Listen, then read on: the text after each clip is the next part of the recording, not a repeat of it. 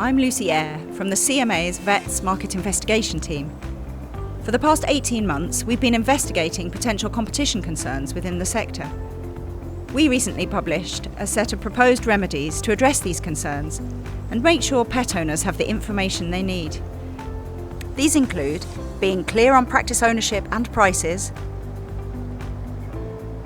capping the cost of written prescriptions, informing pet owners about alternative ways to buy medication, and having a good complaints process in place. Today I've come to Bedford to visit Scott Veterinary Clinic. I'm going to meet Vicki to hear her thoughts on our proposals.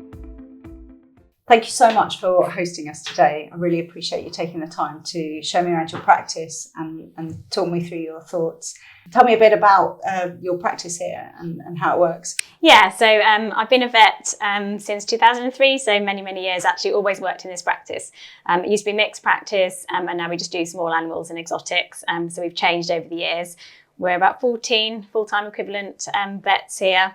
I myself have got a couple of certificates, medicine and diagnostic imaging, and I'm a clinical director, so help run the practice. So we're doing a lot of non-clinical things as well as a clinical role, which I enjoy both parts of.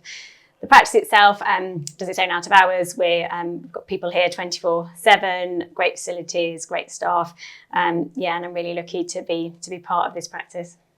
I know that the CMA investigation's been a big deal for vets, especially for practice owners and partners like yourself, and you've been quite engaged in thinking about things throughout the process, and it'd be really interesting to hear your views on our current proposals. Yeah, so I think I'm in a good position to have a rounded view on this and to talk about it. Obviously, I'm a practice owner. I've been in the industry an awfully long time. Know a lot of people in the industry. I've been on the BVA working group for this. I've helped FIVP, the chair of SPIBS, and I'm on a steering committee for a buying group. So I've had a lot of different people's views and opinions, as well as obviously, my own as an independent owner.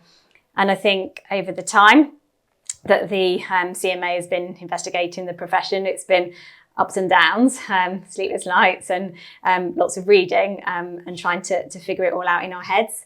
And I think as independents, it's been quite tricky because we are represented by, membership and volunteer organisations. The corporates have obviously got their financial advisors, and so we're relying on that and the general independence response to you guys at each point, and hope that you've been listening to us. And I think the last lot of remedies that came out, of the 21 of them, we're really happy with about 15 of them, a lot of them, the majority of them actually. And we knew there was lots of different avenues and ways that you could have presented this and concluded this.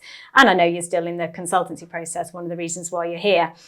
And I think just with regards to our practice, the remedies that a lot of them we currently do, the transparency, writing of, giving invoices out to people that have shown what we're doing, estimating, the Veterinary Surgeons Act, the legislation around that's going to be changing. We're all pro that. Standardised complaints process. There are a lot of things in there that as a good general practice we already do, and we're really happy with. Price lists, showing everything on our websites. We've already got that.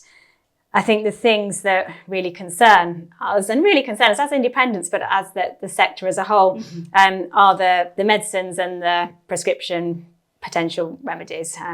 The things that have been most impactful, and across independents, we've got such varied business models. We're a 14 vet hospital, and there are some people with a one-man band, and some of the remedies, I think taken separately might be okay, but each one compounded together will be very tricky and probably disproportional to the different practices out there.